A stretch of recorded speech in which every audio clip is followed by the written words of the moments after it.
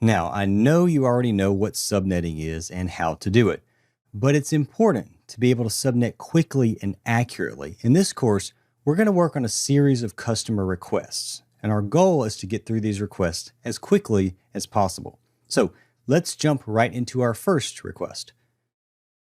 The customer asks us to efficiently subnet the following networks to accommodate the given number of hosts. Use the lowest numbered subnets possible, and then proceeds to give us what looks like almost a dozen networks. Essentially, the customer is giving us a set of networks that he wants to use.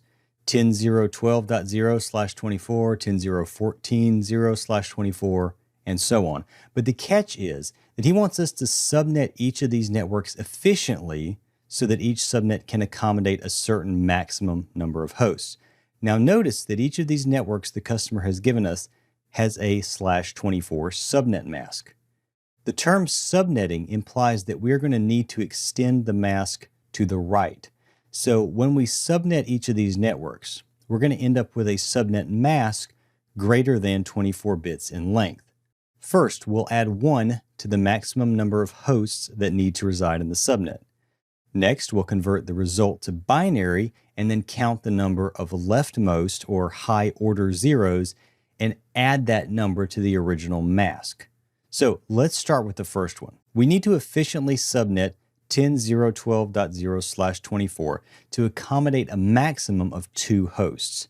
Now this network, as is, can already accommodate 2 hosts, but we want to make efficient use of IP space, so the customer is asking us to conserve as much IP space as possible. So the first thing we're going to do is add 1 to the number of hosts, which in this case is 2. 2 plus 1 is, of course, 3. Now we need to convert 3 to binary, which is 0.0.0.0.0.0.1.1. Now count the number of zeros to the left of the leftmost one. 6 zeros. So we add 6 to the number of bits in the original network mask, which was 24. And that gives us the new subnet mask /30. The subnet is 10.0.12.0/30. All right, let's take a look at the next one.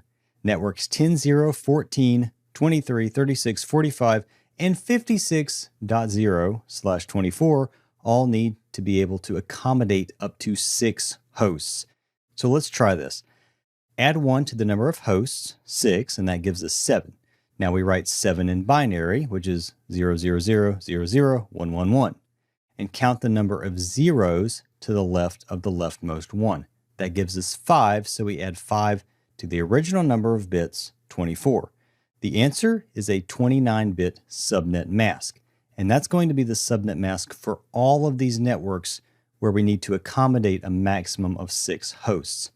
Finally, one more example. Let's try this with 14 hosts for the 10.0.18, 27, and 34.0/24 networks.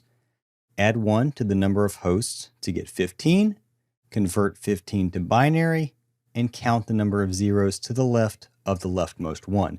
There are 4, so we add 4 to 24 and get 28, a 28-bit subnet mask. Now keep these subnet masks in mind because we're going to use them a little bit later.